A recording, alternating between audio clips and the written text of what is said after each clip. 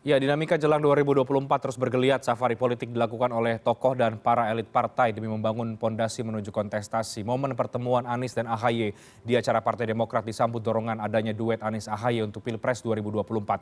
Sejumlah kader partai berlambang Mercy menyebut kedua sosok itu pasangan yang ideal. Apakah duet Anies AHY cukup berpotensi? Bagaimana melihat manuver para elit partai politik dan juga sejumlah tokoh menapaki ke tahun 2024. Kita akan diskusikan pada malam hari ini bersama dengan Bang Jansen Sitindaun, Wakil Sekretaris Jenderal Wasekjen Partai Demokrat, dan juga ada Bang Adi Praitno, Direktur Eksekutif Parameter Politik Indonesia. Bang Jansen, Bang Adi Praitno, selamat malam. Sehat-sehat semuanya? Selamat malam. Sehat Pak Renhat, sehat. News anchor terbaik CNN. Baik, saya ke Bang Jansen terlebih dahulu karena kita mau melihat apa yang terjadi di momen pertemuan kemarin. Bang Jansen, secara normatif ya kehadiran Pak Anies mungkin bisa dimaknai karena pelantikan DPD Demokrat DKI Jakarta ya. Tapi kemudian kehadiran itu juga dimaknai, dibaca secara politik menjadi makna yang lain. Ada seruan bahwa duet Anies AHY disampaikan oleh para kader. Apakah itu menggambarkan kemudian arah politik Partai Demokrat sebetulnya, Bang Jansen? Masih jauh ya Renat ya, masih jauh ya. Jadi jika kemudian pertemuan kemarin ditafsirkan, dianalisa baik oleh orang atau pengamat seperti Adi Praitno dan lain-lain itu, ini apa ini kandidat kuat ini menuju 2024, chemistry-nya ada ya, silahkan aja kan, bebas-bebas saja kan. Apalagi kemudian pelantikan itu kan terjadi di DKI begitu, gubernurnya kan Mas Anies, ya tentu kader-kader DKI meneriakkan lah Anies AHY, AHY Anies gitu. Kalau tadi bisa jadi Jawa Timur bisa aja tuh Anies Khofifah, atau di Jawa Tengah misalnya Anies Ganjar, di Sumut bisa beda lagi. Karena spektrum Partai Demokrat ini memang banyak publik yang mungkin belum sadar begitu, lebar sekali. Gubernur di Aceh itu, Nova Iriansah itu kader Partai Demokrat. Gubernur di Papua, ya, yang sangat berbeda dengan Aceh, Lukas NMB itu ya kader Partai Demokrat, ketua Partai Demokrat begitu. Jadi ini masih panjang, Pak Renhat, masih panjang. Oke, gitu. masih panjang. Jadi kalau ke daerah lain bisa jadi kemudian namanya yang lain. Tapi Anda melihat sosok Gubernur Anies ini berpotensi tidak atau cukup punya peluang besar tidak kemudian kalau kemudian dijodohkan dengan Ketua Umum Partai Demokrat? Karena kader-kadernya Demokrat juga langsung menyambut positif ini, Bang Jansen. Ada yang mengatakan ini duet ideal dan lain sebagainya. Artinya kan ada respon yang cukup baik ya? Kalau kita bicara pemilu ya, itu bicara dua hal. Pendekatan kita itu teori tiket atau teori elektabilitas begitu. Jadi banyak orang yang nggak punya elektabilitas begitu ya. Ya pemain kelas seri B lah kalau istilah saya begitu. Tetapi karena punya tiket dia bisa turun ke gelanggang. Tetapi orang punya elektabilitas, punya pandangan untuk masa depan Indonesia yang lebih baik begitu. Karena tidak punya tiket akhirnya tidak bisa turun. Itu makanya saya katakan yang paling penting kemudian hari ini harusnya kita perjuangkan karena masih ada waktu adalah melonggarkan PT 20% tuh. Kalau tidak bisa menolkannya begitu. Karena di lapangan hari ini banyak sekali nih pemain-pemain kelas bintang begitu. Ya ada Mas Anies, Mas AHY, Sandi begitu, Ridwan Kamil, Ganjar dan lain-lain begitu. Erick Thohir, bahasa Inggrisnya bagus-bagus, lulusan luar negeri, perspektifnya soal Indonesia masa depan juga ya sangat luar biasa begitu. Tetapi terkendala karena soal presidensial threshold itu. Jadi itu yang jauh lebih penting menurut saya harus kita perjuangkan. Yang kedua itu tadi soal penundaan pemilu dan lain segala macam nih. Beberapa waktu belakangan ini kan semakin keras lagi tuh. Bahkan mungkin dalam beberapa tahun terakhir ini yang paling keras nih soal penundaan pemilu ini ya. Jadi ini harus kita tolak nih. Seperti tidak ada lagi saja begitu loh pemimpin apa yang bisa menggantikan Pak Jokowi begitu. Ini kan negara besar 270 juta begitu. Masa nggak ada sih? Jadi itu narasi-narasi yang nggak tepat tuh. Nggak ada lagi yang lebih baik dari Pak Jokowi katanya. Baik. Setiap zaman, setiap masa tuh punya tantangannya sendiri begitu dia. Baik. Dan kita Indonesia ini tidak kekurangan calon-calon pemimpinnya, termasuk ini tadi Anies AHY tadi yang Rehat bilang. Berarti Mas AHY sudah siap untuk maju atau bertarung di 2024, Bang Jansen? Saya kira semua siap. Ini ketua umum partai ini. Jadi elektabilitas Mas AHY punya, tiket punya begitu dia. Jadi perspektif, pandangan, gagasan, nilai-nilai begitu. Soal bangsa ini juga mau dibawa kemana, beliau punya begitu. Jadi kalau kita kader Partai Demokrat ya itu kita menjagokan ketum kita begitu.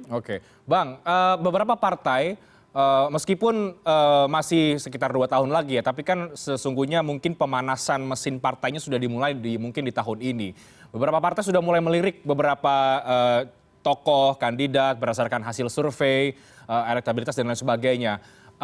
Bagaimana dengan Partai Demokrat sendiri sesungguhnya Bang Jansen? Di luar kemudian memang mau mencalonkan Mas AHY, tapi kemudian kan tentu harus ada bangunan koalisi, kemudian juga melihat tokoh-tokoh yang lain. Nah, sudah kemudian mulai membaca siapa tokoh-tokoh yang kemudian mungkin bisa diduetkan atau dilirik juga oleh Partai Demokrat?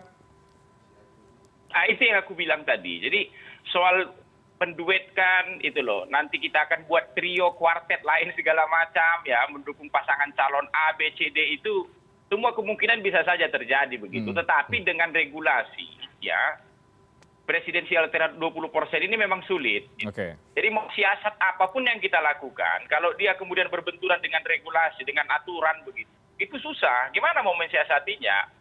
Itu makanya agar iklim demokrasi kita ini, pilihan orang nanti di 2024 itu juga banyak begitu. Tidak ada polarisasi yang keras seperti yang lalu. Memang ini kerja bersama kita nih. Masa kemudian kita buat aturan untuk menjerat bangsa kita sendiri begitu? Menghalangi putra-putri terbaik Indonesia begitu? Kita turun ikut berkontestasi dan menyampaikan ide, pikiran, gagasannya kepada bangsanya begitu ya. Jadi itu melalui CNN ini saya ingin mengetuk begitu, pengamat publik begitu ya, para intelektual guru bangsa di luar sana begitu ya, baik dia akademisi, orang parpol, ormas lain segala macam, PT 20% ini kan jalan buat kita. Kalau dulu ketika pileg pilpres itu beda tahapannya begitu, masih oke lah, threshold begitu. Tapi sekarang kan udah bareng kan. Itu dia. Baik, saya ke Bang Adi Praitno. Bang Adi Praitno tadi pas lagi break, Bang Adi Praitno mengatakan kalau Bang Jansen sudah keluar, artinya pemilu sudah dekat. Nah, kita sekarang bicara soal pemilu 2024 kan ya, Bang Adi Praitno. Apa yang Bang Adi lihat dari momen kemarin ya, antara pertemuan Pak Anies dan juga Mas AHY, dan juga dukungan dari sebagian kader Demokrat untuk menduetkan Anies AHY ini? Saya ingin komentar 3 hal ya, Renhat. Pertama, terlepas apapun kapasitas Anies hadir dalam pelantikan Demokrat DKI Jakarta, entah sebagai gubernur, entah sebagai sahabat lama, tapi pastinya ini akan dikaitkan dengan Pilpres 2024. Apalagi 2 orang ini adalah 2 sosok non koalisional pemerintah yang selalu digadang punya potensi bakal maju di 2024. Jadi rata-rata nama yang selalu muncul dalam survei itu kan sebenarnya all Jokowi's men. Nah, Anies dan AHY adalah non-koalisi itu semua. Makanya kemudian orang menyangka ini cocok, punya chemistry, dan seterusnya.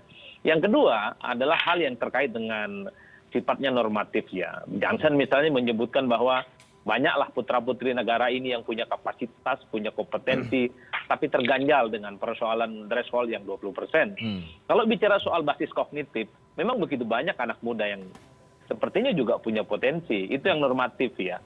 Dari segi sudut pandang manapun, pastinya yang muncul dalam survei adalah mereka yang memang rata-rata punya kapasitas dan layak jual sebenarnya dalam politik. Tapi yang ketiga ini, soal yang realistis ini adalah jalan terjal sebenarnya.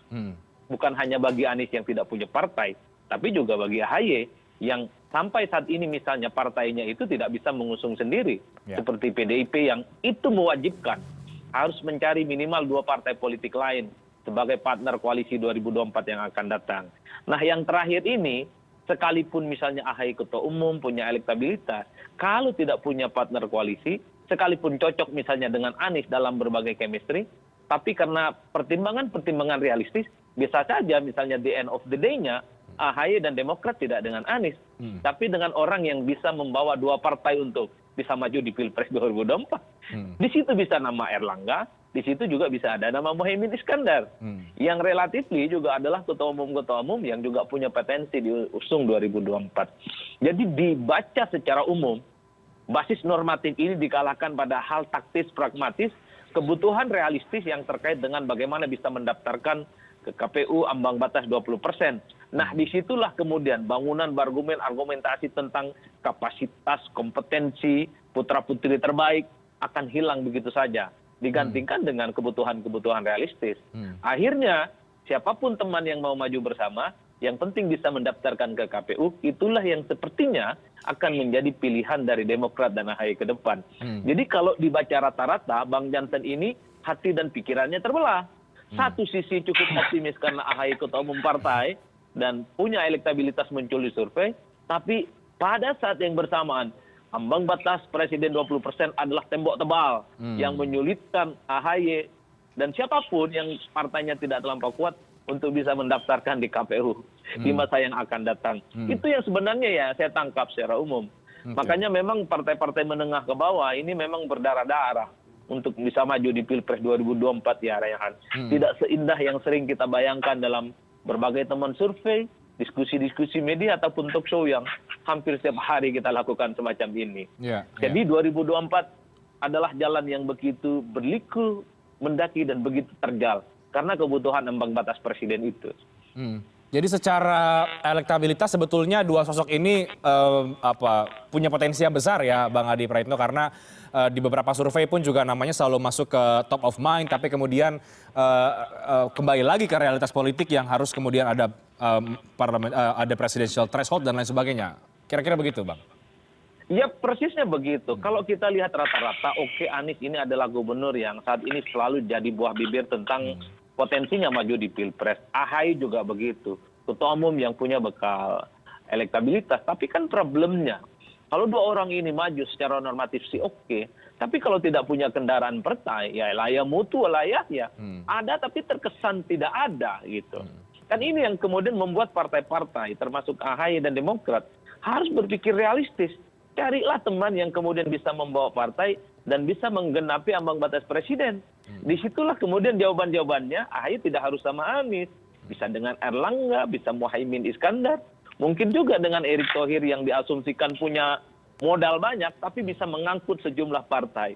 Ya tentu untuk menggugurkan ambang batas presiden 20% ya, mendaftarkan di KPU. Inilah pertaruhan antara normatif dengan realistis akan menjadi jalan yang cukup berliku sebenarnya bagi partai dan sosok yang ingin bertanding di 2024 Reinhardt. Oke, Bang Jansen, kalau misalnya sejumlah pihak sedang berupaya untuk membatalkan presidential threshold ya, tapi di luar soal itu, bagaimana upaya Partai Demokrat di Pilpres 2024 jelang ke sana untuk paling tidak membangun bangunan koalisi, melihat sosok yang berpotensial dan lain sebagainya, sehingga kemudian bisa memajukan nama Mas AHY atau kemudian maju bersama dengan sejumlah partai politik yang lain. Apakah itu sudah mulai terbangun, ada komunikasi politik dan lain sebagainya, Bang?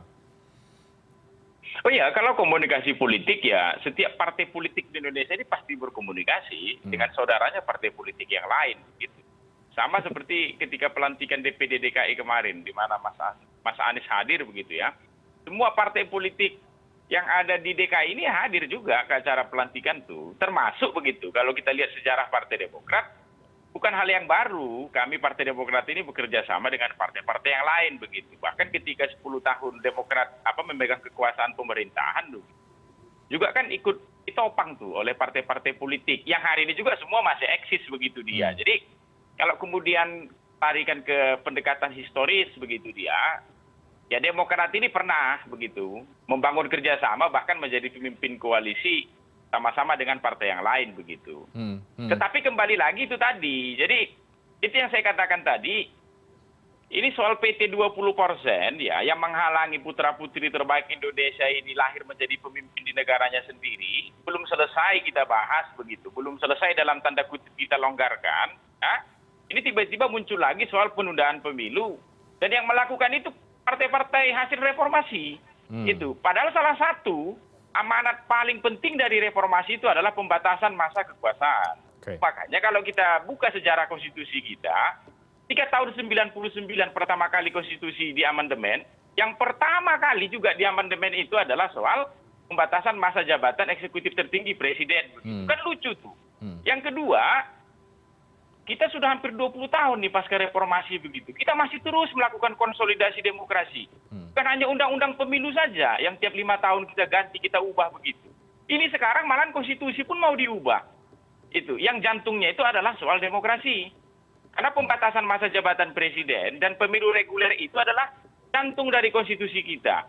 jantung dari demokrasi kita. Jantungnya ini yang mau diubah begitu. Rusak tatanan ke bawah. Itu makanya kemudian ketika hari ini kita bicara soal Pilpres 2024 begitu banyak kemudian hari ini putra-putri terbaik Indonesia mulai muncul begitu. Baik gagasannya, idenya, pikirannya untuk bangsanya. Kan kasihan. Itu. Tindakan-tindakan apa teman-teman saya juga nih yang dalam tanda kutip nilai-nilai dan pandangannya menjadi anti demokrasi begitu, mengkhianati konstitusi, mengkhianati amanat reformasi begitu. Itu penting juga tuh. Itu kita tekankan dalam diskusi kita pada malam hari ini melalui media CNN yang sangat luar biasa nih. Oke, baik. Kita break dulu Bang Jansen dan juga Bang Adi Praitno. Saya jeda, nanti saya akan ke Bang Adi Praitno juga mengulas lebih jauh soal bagaimana melihat langkah politik Anies Baswedan belakangan yang tidak hanya datang ke Demokrat tapi juga ke partai-partai politik yang lain. Dan juga untuk Partai Demokrat sendiri menurut Anda posisinya kemudian bagaimana kalau kemudian kita melihat jelang ke Pilpres 2024 ini, karena kembali lagi dari momen kemarin kita mulai membaca ada sambutan positif dari sejumlah kader Partai Demokrat yang terekam dan juga diberitakan di media, ada chemistry dan lain sebagainya. Tapi kita bahas nanti usai jeda, kami akan segera kembali sesaat lagi.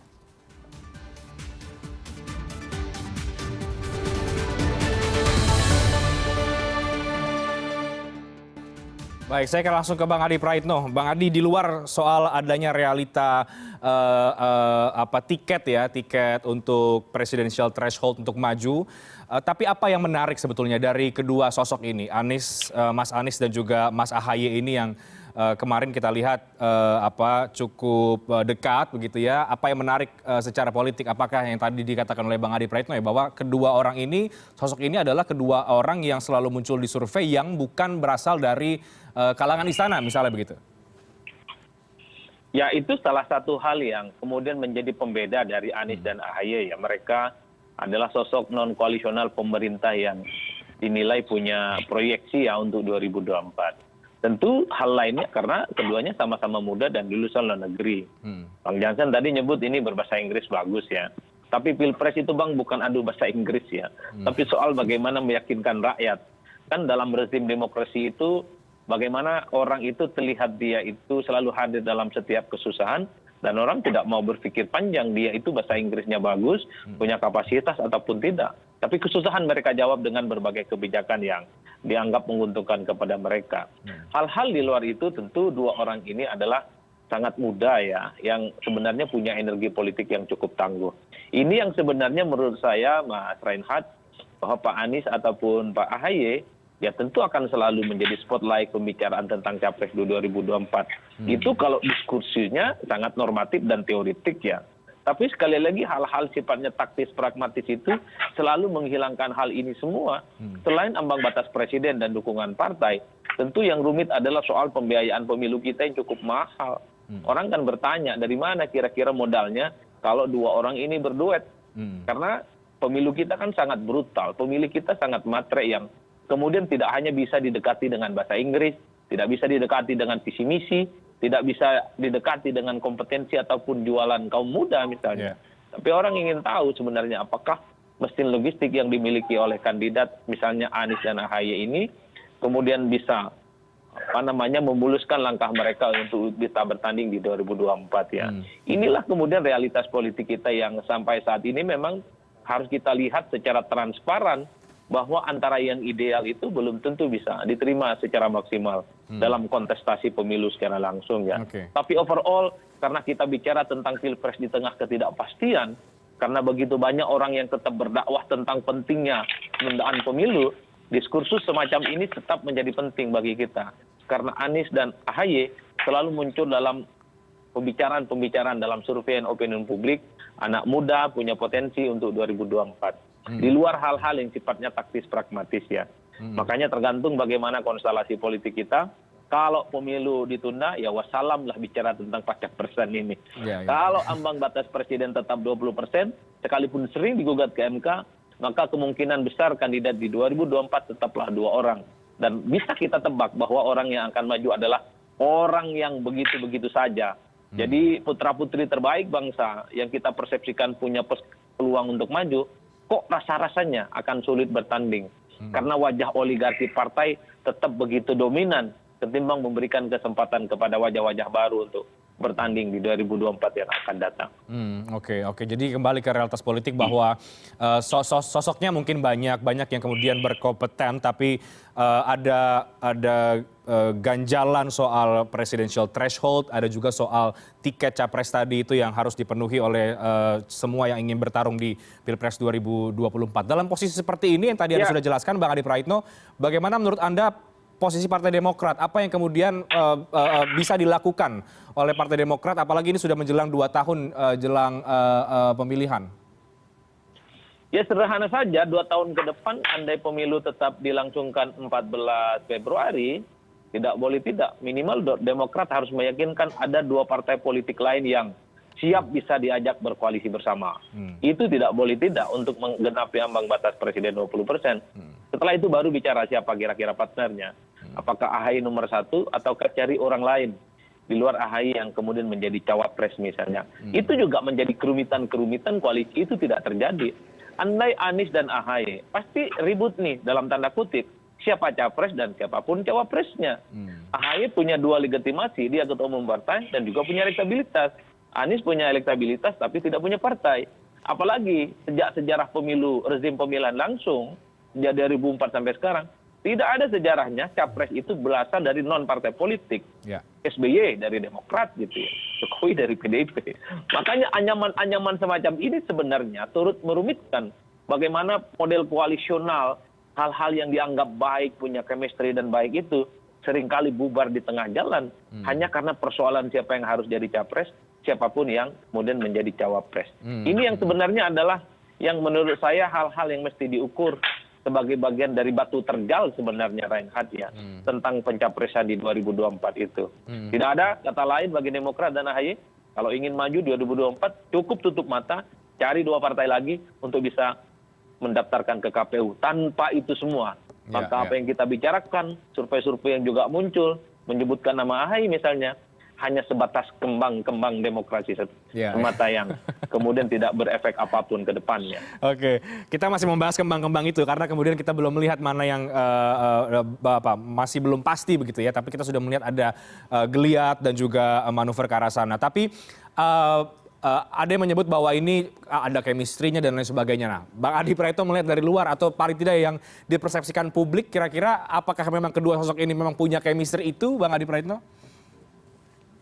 Ya, chemistry-nya terlihat kok, terbukti misalnya saling puji itu gitu. AHY menyebut Anies adalah pemimpin besar di Jakarta, adalah teman diskusi misalnya sejak menjadi aktivis di bidang pendidikan. Anies juga memuji AHY sebagai anak muda yang pintar, mantan tentara yang cukup luar biasa. Ini kan salah satu ukuran dari chemistry. Umpang lambung saling puji ini kan menjadi penegas bahwa keduanya minimal cocok. Tapi kan Anies tidak sendirian misalnya, hanya bicara tentang kedekatannya dengan AHY. Dulu AHY dikaitkan dengan Ridwan Kamil, dengan Airlangga misalnya juga sempat. Bahkan yang teranyar, Anies juga dikaitkan dengan Ridwan Kamil. Sering makan bubur, sering main bola bareng, dan macam-macam. Ini menunjukkan bahwa model tipikal penjajakan koalisinya tidak satu arah, Reinhardt. Anies bisa kemana saja, yang penting ada kendaraan politik untuk bisa maju. Begitupun dengan AHY. Dengan siapapun pasti akan membangun komunikasi politik yang memungkinkan bisa maju bersama di 2024. Karena sejatinya bagi orang sebagai ketua umum partai punya elektabilitas, puncak tertinggi adalah bermimpi menjadi salah satu petarung di setiap perhelatan Pilpres. Bukan yang lain. Ini adalah yang sebenarnya harus diukur. Bahwa ya jangan ditanya apakah AHY mau dan berpotensi. Pasti mau. Jangankan AHY, saya juga mau jadi presiden. Kalau ada partai politik yang ngusung. Ban Jansen juga pasti mau kalau ada yang usung. Cuman kan problemnya nggak mau orang itu mengusung kita. Karena dianggap hanya rakyat biasa-biasa saja. Ini yang sebenarnya realitas politik kita saat ini. Mau, tapi realitaslah yang kemudian membatasi segala-galanya. Ruang lingkup pergerakan politik kita menjadi terbatas. Ya hanya karena persoalan pragmatisme politik itu. Baik, Bang Jansen ada tanggapan dari Anda, Bang? Ya, kalau saya sih ingin menyampaikan optimisme saja ke publik begitu. Jadi hari ini ada begitu banyak anak-anak muda kita yang sangat luar biasa dan semua saling bersahabat. Jadi saya banyak mendampingi Mas AHY begitu. Ke Jawa Tengah ketemu Mas Ganjar, ke Bandung ketemu Ridwan Kamil, jumpa Erik, jumpa Sandi, ini semua bersahabat semua nih. Jadi dan pintar-pintar itu yang saya katakan di awal tadi itu bukan hanya untuk AHY atau Anies saja. Ketika bicara pilpres, ya sebagai warga negara bangsa begitu, pasti sudut pandang kita itu helikopter view begitu, melihat semuanya begitu dia. Memang anak ini pintar-pintar semua nih, itu lulusan luar negeri itu yang saya katakan tadi, bahasa Inggrisnya bagus, kapasitasnya bagus, warga negara Indonesia tulen begitu, mau juga turun ke daerah, punya latar belakang yang yang juga sangat dekat dengan rakyat semuanya begitu. Tapi kasihan tuh soal tiket pilpres, soal pencapresan ini kan terganjal karena PT 20% tuh. Jadi kan kasihan nih. Jangan kembali nanti yang memimpin bangsa ini 2024 kembali lagi pemain-pemain seri B itu tadi. Kalau antar mereka ini semuanya bukan hanya Mas dengan AHY saja yang saya tahu hubungannya baik, chemistry bagus begitu ya, saling berkomunikasi, baik berhubungan di ruang publik ataupun di ruang privat begitu, hampir semua tuh. Jadi kualitas mereka ini penting. Era kita katanya sekarang sudah metaverse begitu dia, 4.0, 5.0 begitu. Ya ini mereka-mereka ini sebenarnya yang di 2024 besok tuh harus ada di pentas pencapresan tuh. Jadi siapapun yang terpilih nggak rugi bangsa kita ini. Nahkodanya sudah bagus begitu. Syukur-syukur mereka semua itu berkolaborasi. Bisa dibayangkan nama-nama yang saya sebut tadi itu berkolaborasi begitu. Di dalam satu kabinet begitu dia memimpin Indonesia 2024 sampai 10 tahun ke depan misalnya. Wah kan sangat luar biasa tuh. Itu makanya saya katakan kita belum selesai bahas soal presidensial threshold 20% yang mengganjal. Hari ini tiba-tiba muncul lagi penundaan pemilu begitu dia. Yang ujungnya kita nggak tahu. Kalau itu lolos bisa saja ditunda lagi 1 kali lagi. Bisa jadi 3 periode. Seumur hidup begitu. Oke. Masa kita mau mundur lagi ke belakang begitu. Sedangkan 20 tahun lagi kita ini mau 100 tahun Indonesia. Oke. Baik, Bang Jansen. Jadi nggak ada bayangan begitu. Jadi mari teman-teman begitu. Partai-partai politik lah ya. Khususnya ini teman-teman saya juga semuanya. Ini udahlah. Nggak usah lagi kemudian kita ya datang dengan narasi begitu. Apa namanya itu. Membahas soal penundaan pemilu begitu. Oke, ya. Yang korelasinya dengan perpanjangan masa jabatan dan ujungnya itu pasti membongkar konstitusi. Oke, baik Bang Jansen. Baik, itu Bang merusak tuh. Masa kita konsolidasi demokrasi terus? Oke. Gitu. Baik Bang Jansen, tapi begini, kembali ke realitas politik ya, yang tadi disampaikan oleh Bang Adi Praetno bahwa kalau memang mau memajukan Mas AHY atau mau maju dalam gelanggang Pilpres, paling tidak Demokrat harus punya 2 partai. Nah, sampai ke situ bagaimana yang disiapkan oleh Partai Demokrat? Oh ya itu gue bilang tadi, kalau soal komunikasi, kita juga paham nih, di depan mata di PT 20%, begitu. Itulah regulasinya saat ini. Nggak mungkin kemudian siasat kita itu menabrak regulasi itu kan. Udah pasti gagalnya tuh. Karena pegangan di KPU sana pun ya angka 20% tuh. Ya tentu kita berkomunikasi lah. Itu. Tapi sekali lagi saya katakan ya, kalau penundaan pemilu saja mereka wacanakan begitu. Apalagi soal membongkar PT 20% ini lebih rasional. Oke, baik. Itu dia. Ini udah ada KPU-nya katanya. Sebentar lagi dilantik. Itu aja masih membahas penundaan pemilu. Jadi kalau kita hari ini kemudian ya membahas soal PT 20% kita longgarkan agar anak-anak terbaik bangsa ini bisa lebih gampang jalannya untuk maju ke capres, ngapain harus mendaki mereka? Oke. Itu dia. Terlalu jahat politik ini. Anak-anak muda bangsa kemudian harus mendaki begitu. Hanya untuk namanya itu bisa muncul dalam kontestasi. Kan jahat kita. Oke. Ini politik apa kita ini? Ini kan politik kebangsaan. Ya. Ini kita ingin maju nih. Itu. Oke, sebentar baik. lagi 100 tahun Indonesia begitu.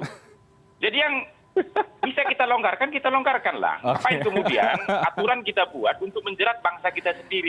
Mempersulit kita sendiri. Baik, Bang Jansen terakhir. Jadi kembali ke topiknya. Singkatnya jadi kalau kemudian sudah mulai dibaca macam-macam soal Anies AHY dan lain sebagainya, ini masih jauh dan masih belum sampai ke arah sana atau memang sudah mulai sekali lagi ada pendekatan sebetulnya ke sosok Gubernur DKI Jakarta ini? Singkat Bang Jansen.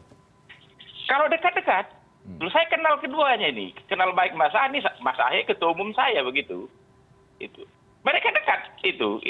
Jadi Demokrat juga nggak ada masalah dengan Mas Anies kalau hubungannya dengan Mas Anies ya. Itu dia. Jadi kalau kemudian kawin begitu atau harapan orang di luar, ini cocok nih untuk kawin. Ini paket bagus nih katanya. Ya, saya kira itu ya kebenaran tuh. Memang cocok memang itu. Saling melengkapi begitu dia. Jadi tinggal kemudian itu tadi, ini teori tiket atau teori elektabilitas. Ya, oke, baik, ini baik, tiket ini kan dipegang nih. Itu. Yang dalam tanda kutip oleh orang-orang ya itu. Yang tidak ingin begitu. Kenyamanan mereka terganggu. Oke.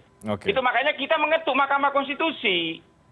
Kalau besok ada pengajuan lagi soal PT 20% tuh, karena memang sudah tidak rasional dalam sistem pemilu yang bersamaan berbarengan nih, ya dikabulkanlah begitu. Kalau nggak longgarkan. Itu. Oke, baik, biar baik.